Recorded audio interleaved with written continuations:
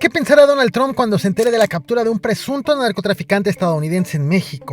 ¿Y cómo es que las Fuerzas Armadas lograron neutralizar no solo a un norteamericano, sino también a varios sicarios colombianos? Presencia significativa por extranjeros, particularmente colombianos, y es un grupo grande.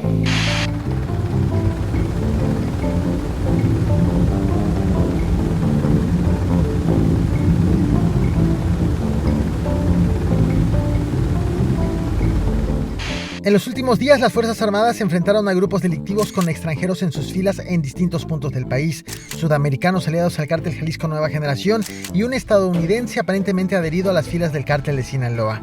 ¿Qué está pasando en la configuración actual de los grupos delictivos? Yo soy El Caporal, un periodista con más de 15 años de experiencia. Lo que verás en los próximos minutos no contienen ni imágenes ni audios generados con inteligencia artificial, pero sí información completamente verificada. Para este video me di a la tarea de revisar la participación de extranjeros en grupos delictivos dentro del territorio mexicano. Te adelanto algo, además de extranjeros, objetivos prioritarios extraditables han sido detenidos en las últimas horas. ¿Quiénes son? ¿Y por qué está el sobrino del Chapo Guzmán entre ellos? Todo esto ha ocurrido en el campo de batalla. Sin embargo, el terreno de la política también ha dado de qué hablar.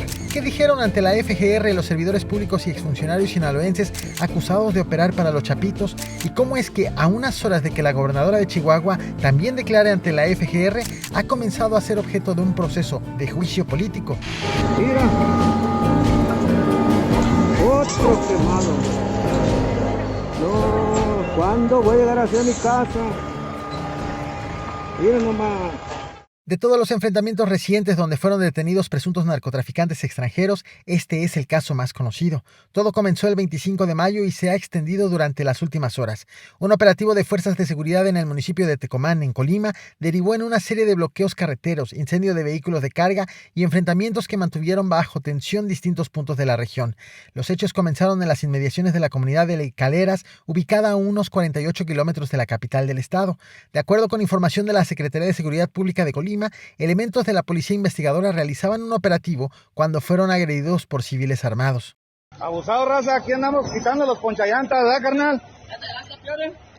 ¿Llamaron un camión? Están quemando dos camiones allá adelante. Ahorita mejor orillarnos, güey. Hay que quitar ahorita todos los ponchallantas. La agresión provocó un enfrentamiento armado. Durante el intercambio de disparos, uno de los presuntos agresores fue abatido y dos agentes ministeriales resultaron lesionados. Tras el choque con las autoridades, grupos criminales desplegaron bloqueos en distintos puntos de la región con el objetivo de impedir el avance de refuerzos federales y estatales.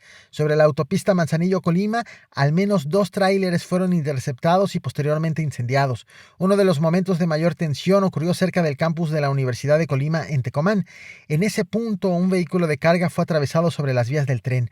Minutos después, la unidad fue impactada por una locomotora. El choque quedó registrado en video por habitantes de la zona. Por este impacto, las autoridades no reportaron ni heridos ni fallecidos.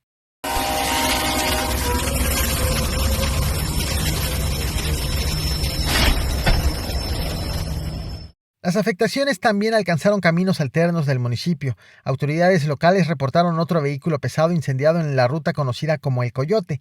Además del primer agresor abatido durante el enfrentamiento inicial, las autoridades confirmaron un segundo delincuente muerto y la detención de un ciudadano estadounidense. Debo ser claro, el primer reporte oficial emitido el 24 de mayo, las autoridades aseguraron que el detenido es ciudadano estadounidense.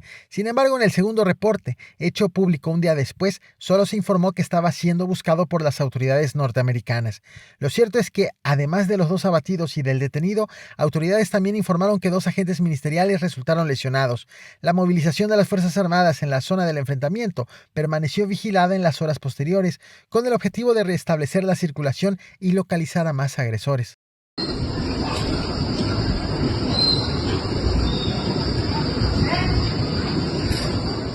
Para este 26 de mayo, el gobierno de Colima suspendió las clases presenciales en 4 municipios del estado y desplegó operativos con fuerzas federales y corporaciones locales. En la movilización participaron autoridades estatales, elementos del Ejército, la Guardia Nacional, la Marina y corporaciones de seguridad locales.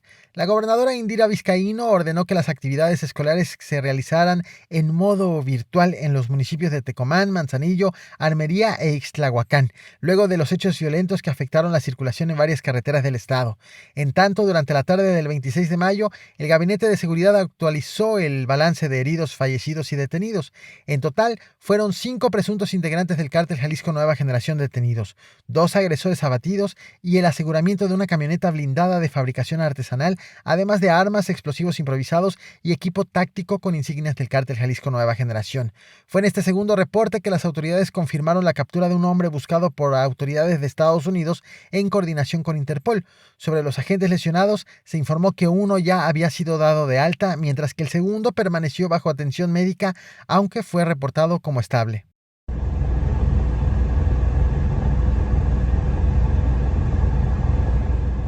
Para este 26 de mayo, el operativo continuó con la participación de elementos de la Defensa, la Guardia Nacional, la Secretaría de Seguridad y Protección Ciudadana, así como de corporaciones locales y estatales. De acuerdo con reportes difundidos durante la noche del 25 de mayo, continuaban registrándose quema de vehículos y bloqueos en distintos puntos. Todo esto ha ocurrido en una entidad con fuerte presencia del cártel Jalisco Nueva Generación, particularmente por la disputa relacionada con el control del puerto de Manzanillo, considerado uno de los principales puntos de ingreso de precursores químicos utilizados para la elaboración de drogas sintéticas. Hasta los últimos minutos de este 26 de mayo, las autoridades mantenían presencia operativa en distintos puntos de la entidad para reforzar la seguridad y evitar nuevos hechos violentos. Mira, aquí a la altura de la Universidad de Tecomán y el otro se está quemando allá exactamente donde se quemó la pipa. No hay nada de diferencia. El otro caso donde hubo extranjeros involucrados fue revelado este 25 de mayo. Todo ha ocurrido en la meseta Purépecha de Michoacán. En los últimos días, en varios puntos de la región, han sido reportados diversos hechos violentos, como enfrentamientos, narcobloqueos y ataques contra elementos de seguridad comunal. Uno de los hechos más recientes ocurrió en la carretera que conecta a las comunidades de Corucho y Ocumicho, donde elementos de la Secretaría de Defensa Nacional fueron atacados por civiles armados. El enfrentamiento dejó como saldo 3 presuntos sicarios abatidos, todos de nacionalidad colombiana. Tras el operativo, autoridades localizaron entre las pertenencias de los hombres parches con banderas colombianas y distintivos relacionados con el cártel Jalisco Nueva Generación. Esto fue confirmado por funcionarios del gobierno de Michoacán, quienes reconocieron que la región atraviesa una etapa de fuerte presión por parte de organizaciones criminales. Incluso, el propio gobernador Alfredo Ramírez Bedoya reconoció que la meseta Purépecha se encuentra asediada por grupos de la delincuencia organizada que cuentan con una presencia significativa de ciudadanos colombianos en sus filas. La zona de la meseta Purépecha, que ha sido asediada por grupos de la delincuencia organizada identificados en una presencia significativa por extranjeros colombianos. En días pasados se abatió a 3. La participación de ciudadanos colombianos en operaciones del crimen organizado dentro de Michoacán no es un fenómeno reciente, aunque tampoco es un hecho frecuente. El 30 de mayo del 2025 fueron detenidas 17 personas relacionadas con el ataque que dejó 8 militares muertos tras la explosión en una mina terrestre en la zona limítrofe de Michoacán y Jalisco. De esos detenidos, 12 eran colombianos. Días después, el presidente de Colombia, Gustavo Petro, confirmó que la mayoría de los arrestados eran exmilitares de ese país e incluso señaló que algunos todavía se encontraban en servicio activo. De hecho, en los últimos meses, algunos de estos sicarios colombianos han difundido en redes sociales sus incursiones con la delincuencia organizada mexicana. Pura 4. Pura 4. Andamos adentro del olivo. Puro 504. Ante la presencia de extranjeros en cárteles asentados en Michoacán, la Fiscalía General del Estado confirmó que un grupo de personas de origen colombiano busca tomar el control de la zona estratégica ubicada entre el municipio de Los Reyes y la región conocida como la Cañada de los 11 Pueblos. De acuerdo con información dada a conocer este 26 de mayo por el fiscal general del Estado, Carlos Torres Piña, las autoridades identificaron entre 8 y 10 camionetas vinculadas con este grupo delictivo, el cual presuntamente disputa el territorio en favor del cártel Jalisco Nueva Generación. Según lo informado por la Fiscalía, se trata de 2 grupos que operan desde la zona de Los Reyes hasta distintos puntos de la meseta Purépecha, en medio de una confrontación por el control de la zona. Carlos Torres Piña señaló que, de acuerdo con las investigaciones, los involucrados serían personas extranjeras, específicamente de origen colombiano. Lo cierto es que las indagatorias continúan con un fuerte monitoreo en la zona en conflicto. Sí hay un grupo de sudamericanos que operan ahí en la zona. particularmente colombianos, y es un grupo grande que es con el que hemos estado revisando información con Sedena, con Guardia Civil, para realizar algunos operativos. Los enfrentamientos en esa región michoacana no han parado. La tarde de este 26 de mayo fue reportado otro enfrentamiento, ahora sobre la carretera Los Reyes Zamora, a la altura de la comunidad de Tarecuato, en el municipio de Tangamandapio. De acuerdo con los primeros reportes, cerca de la 1 de la tarde comenzó una persecución entre agentes de la Guardia Civil y delincuentes a bordo de una camioneta. Durante la persecución hubo intercambio de disparos con automovilistas y transportistas atrapados en el fuego cruzado. La persecución terminó cuando la camioneta involucrada impactó contra un tráiler que circulaba por la zona. Tras el choque, elementos policíacos desplegaron un operativo en los alrededores para intentar controlar la situación y asegurar el área. En el lugar, las autoridades detuvieron a 2 presuntos delincuentes, aseguraron 3 vehículos y 2 armas largas. Pese a lo aparatoso del choque, no fueron reportadas personas ni lesionadas ni fallecidas.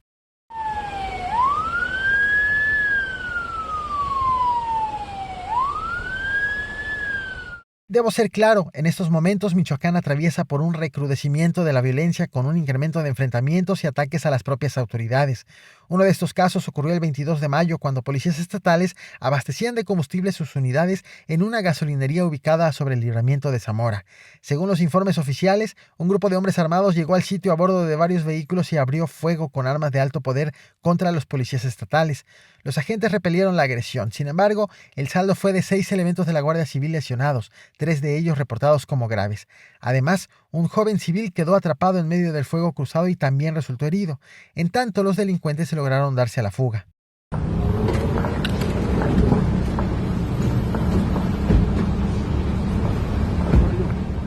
Sobre este hecho, medios locales afirman de la existencia de reportes de inteligencia que apuntan a que el autor de esta agresión fue Heraclio Guerrero Martínez, alias Tío Laco. Las áreas de inteligencia consideran que el ataque pudo ser una venganza a operativos realizados horas antes en el municipio de Jiquilpan, donde fuerzas estatales y federales golpearon a integrantes del grupo delictivo. Heraclio Guerrero, el Tío Laco, es identificado por autoridades como uno de los principales operadores criminales en los límites de Michoacán y Jalisco. También fue señalado como uno de los hombres más cercanos a Rubén Oseguera Cervantes, alias El Mencho, quien fuera líder del cártel Jalisco Nueva Generación. Es por eso que en las últimas horas las autoridades han decidido mantener operativos en distintos puntos de Michoacán, mientras continúan las investigaciones para ubicar a quienes agredieron a los policías estatales. Amigos, amigas, muy buenos días. Un gusto el poder saludarles en esta ocasión para llevarles información ocurrida la mañana de...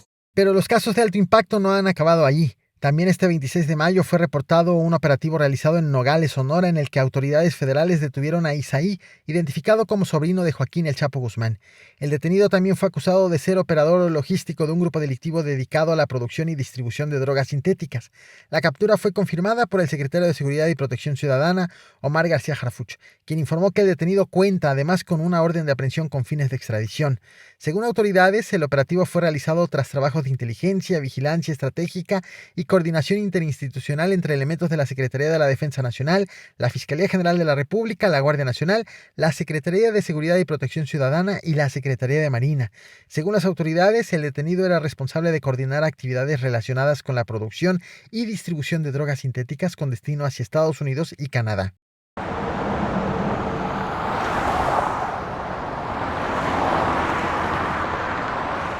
En el terreno de la política han pasado muchas cosas en torno a los servidores públicos y exfuncionarios acusados por Estados Unidos de trabajar para los Chapitos del cártel de Sinaloa.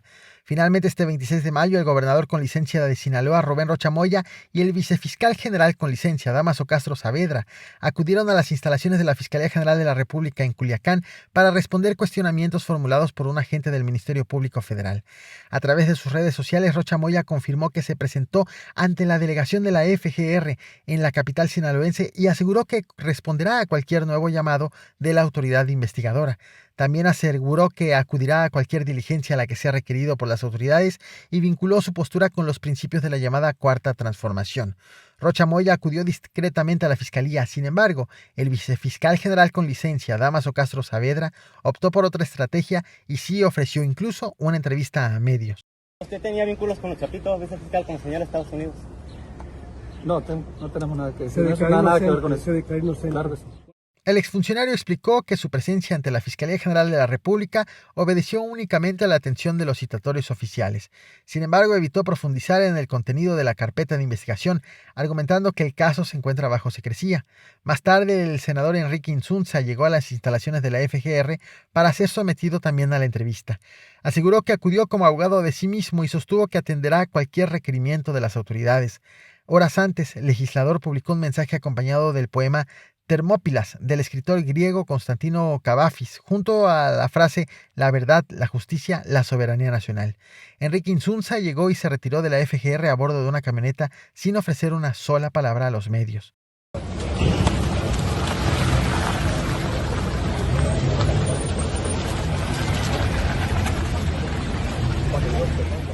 A las instalaciones de la FGR también acudieron el alcalde con licencia de Culiacán, Juan de Dios Gámez, así como Marco Antonio Almanza Avilés, ex jefe de la Policía de Investigación de la Fiscalía de Sinaloa. Marco Antonio Almanza fue el segundo sinaloense acusado por Estados Unidos en ofrecer una entrevista a los medios de comunicación. Tras salir de las instalaciones federales, Almanza Avilés rechazó cualquier posibilidad de colaborar con autoridades estadounidenses bajo esquemas de testigo protegido o testigo colaborador, además de que aseguró que nunca perteneció a un grupo delictivo y defendió su trayectoria de más de 3 décadas dentro de las corporaciones de investigación. Así como yo fui investigador, que ellos busquen la verdad de todo esto. Se dice usted inocente. Claro. Estas acusaciones de parte del gobierno de Estados Unidos. Claro. El caso Maru Campos también ha tenido avances relevantes. Este 26 de mayo, la Cámara de Diputados recibió una solicitud de juicio político contra la gobernadora de Chihuahua. La petición fue presentada por 11 diputados locales de Morena, quienes acudieron a la Secretaría General de la Cámara para entregar un documento en el que acusan a la mandataria estatal de presuntas violaciones graves a la Constitución y a leyes federales. La presidenta de la Cámara de Diputados, Kenia López, informó que el documento recibido corresponde a apenas el escrito inicial del procedimiento. Explicó que los promoventes deberán acudir el 29 de mayo para ratificar formalmente la solicitud. Quiero platicarles algo que hoy está ocurriendo porque es lamentablemente increíble y debe platicarse sin rodeos.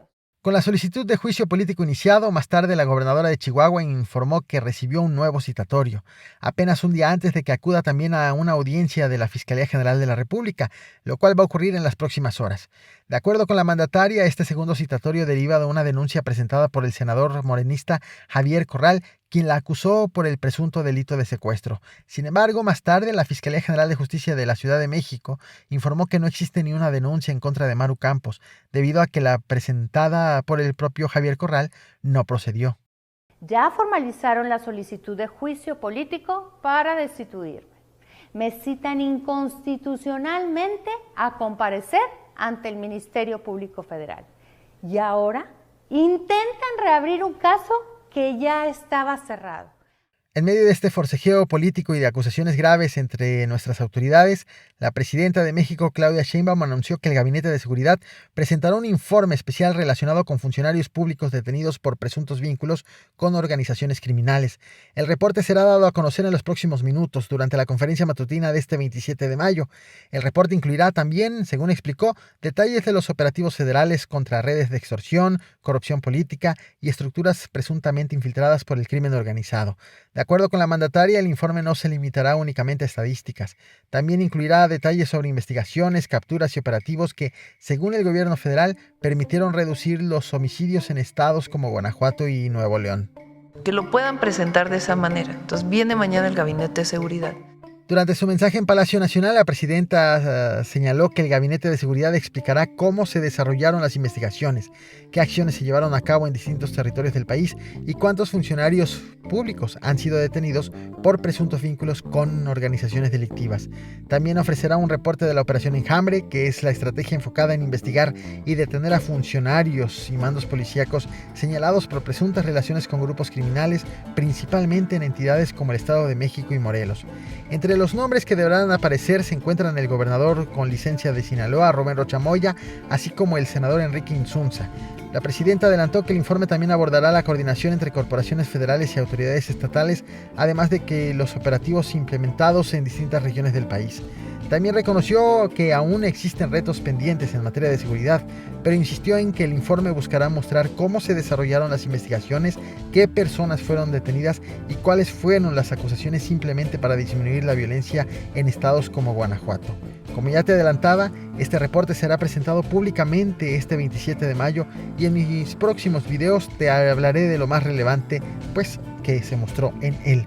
Así que la invitación es a que te suscribas, actives la campana de notificaciones y revientes el botón de like. ¿Cómo trabaja el Gabinete de Seguridad? ¿Cuántos